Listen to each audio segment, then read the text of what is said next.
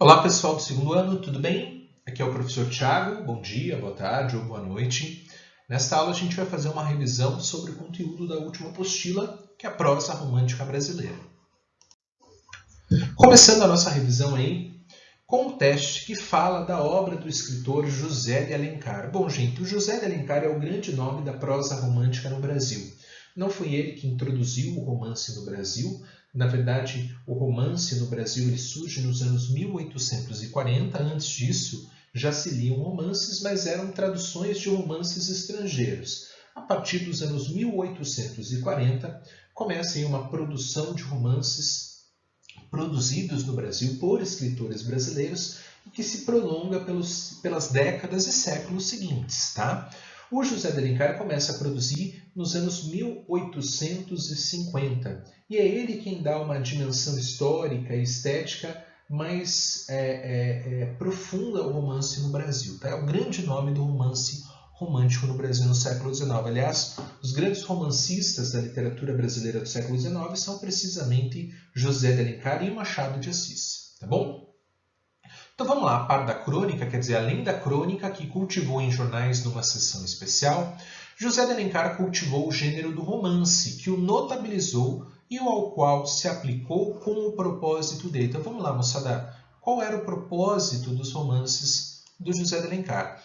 A representar diferentes personagens e épocas da história e dos mitos da jovem nação com visível intento nacionalista. Verdade, não é isso? Lembrem que a literatura romântica no Brasil surge logo aí no período pós-independência e que os escritores românticos, notadamente o José de Alencar e o Gonçalves Dias, tomaram para si essa missão de construir uma representação do país que refletisse aí aspectos da nossa história, da nossa formação. Beleza? Portanto, a literatura romântica ela está diretamente relacionada a um projeto de construção da identidade nacional.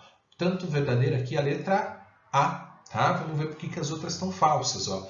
Criticar a dependência política no Brasil não é essa a função dos romances do José de Alencar, beleza?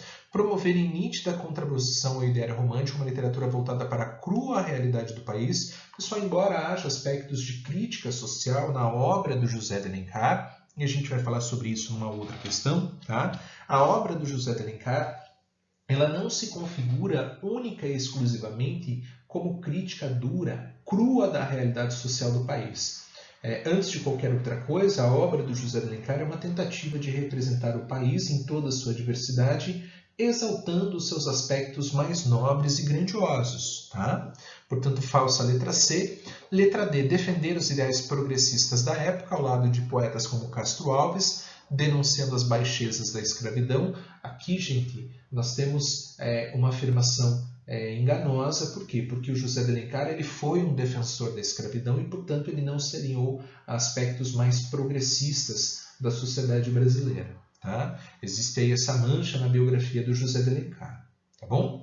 Veja lá, aprimorar esteticamente esse gênero típico do século XVIII, restaurando seus ideais firmados na retórica clássica. Não, gente, inclusive José de Alencar ele foi um renovador importante da linguagem literária no Brasil, porque ele introduziu na prosa literária muitos elementos das línguas indígenas, elementos aí da cultura, da paisagem, da fauna e da flora locais. Tá? Portanto, a literatura do romantismo, de uma forma geral, notadamente a obra do José de Alencar, se afasta aí, portanto, tá? Dessa retórica clássica típica da literatura do século anterior, do século XVIII. Questão 2 trata de um dos principais romances do José de Alencar, que é Iracema. A gente já falou sobre esse livro quando a gente falou sobre romances indianistas. Vejam lá. O romance possui como casal protagonista Bentinho e Capitu. Falso, gente. Bentinho e Capitu são protagonistas do romance Dom Casmurro, do Machado de Assis. Romance que foi publicado lá no ano de 1900, tá? Bem depois, tá bom? Iracema é um livro de 1864, tá bom? Vamos lá. Letra B. Iracema é uma das obras mais conhecidas da literatura romântica nacionalista do escritor José de Alencar. Verdade, gente. Iracema é um grande clássico da literatura brasileira e um dos principais romances do José de Alencar, sem dúvida. É também o livro mais representativo de uma temática conhecida como romance indianista, fazia parte da produção do romantismo brasileiro. Verdade, gente. Iracema e o Guarani, são os principais romances. mas considera-se que Iracema, do ponto de vista artístico, representa aí uma maturidade do escritor José de Alencar, né? Um escritor que se dedicou aí a escrever, né, romances indianistas. São três, né? Guarani, Iracema e Ubirajara. Iracema é considerado o mais importante desses romances, tá bom? Ó, os protagonistas tiveram um filho juntos, Moacir, verdade, né, gente? Considerado o primeiro brasileiro, verdade também.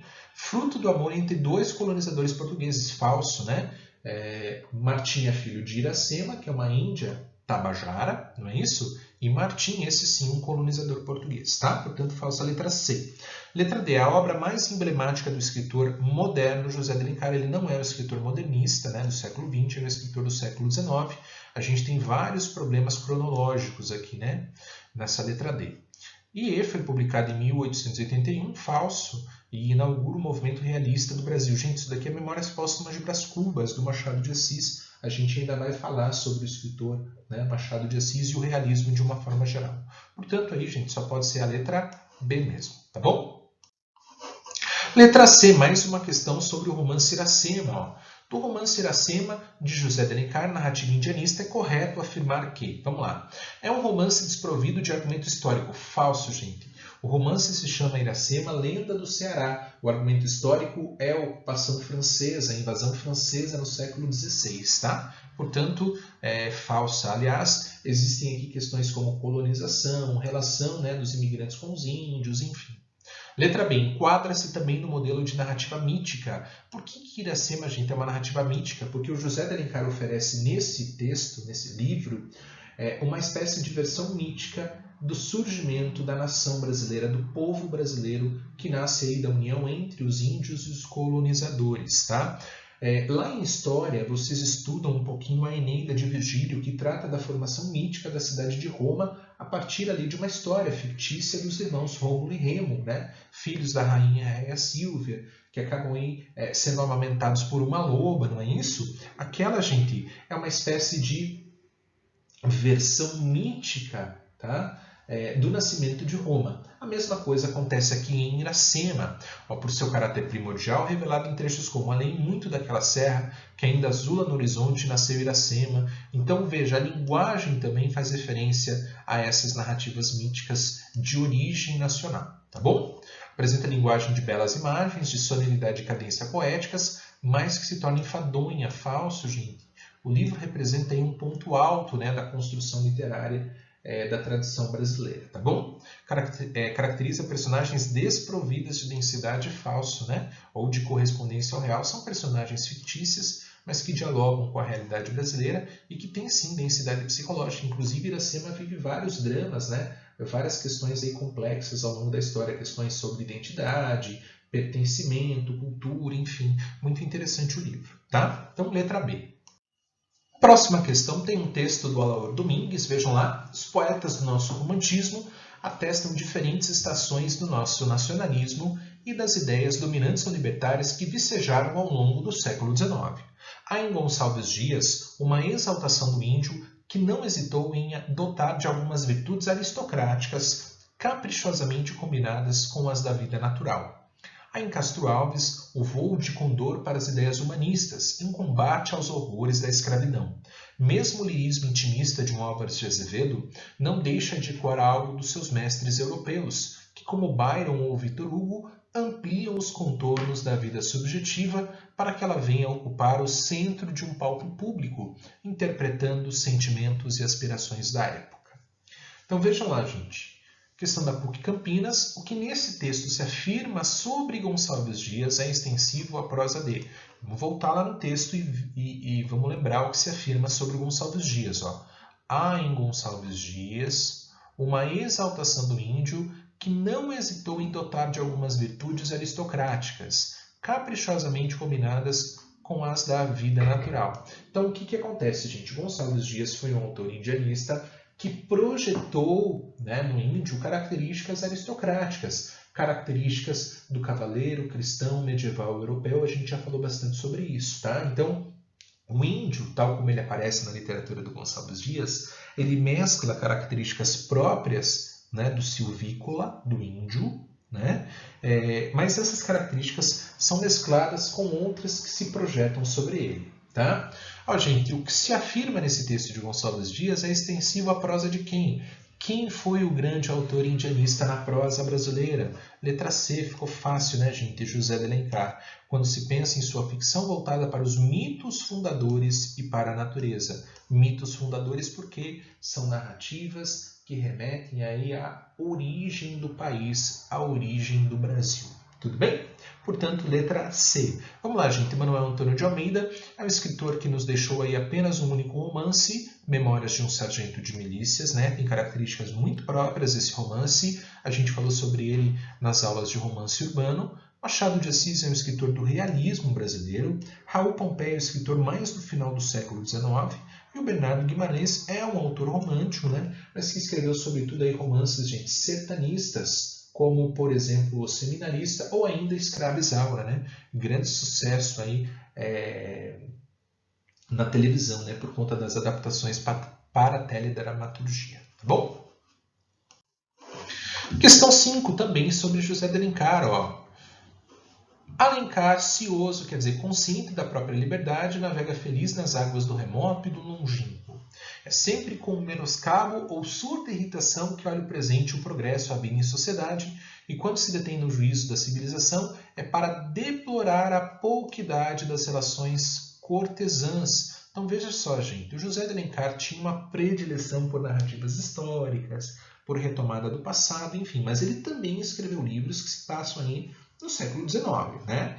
Período contemporâneo ao que ele viveu, ok? E quando ele se detém no juízo da civilização, aqui ó, ele está falando dos romances urbanos, é para deplorar, ou seja, lamentar a pouquidade, ou seja, a escassez das relações cortesãs, sujeitas ao Moloch do dinheiro, ao demônio do dinheiro. Daí o mordente de suas melhores páginas dedicadas aos costumes burgueses em Senhora e Lucila. Aqui, gente, em Senhora e Lucila, afloram os aspectos críticos da obra do José de Alencar. Em Senhora, a crítica ao casamento como relação pecuniária, né? Ao casamento por interesse, por dinheiro, e em Lucila, como o dinheiro pode submeter as pessoas a toda sorte de humilhação. Lembre que Lúcia, ou Maria da Glória, né? Uma personagem que acaba aí se transformando numa cortesã por uma situação de extrema dificuldade familiar. Tá bom?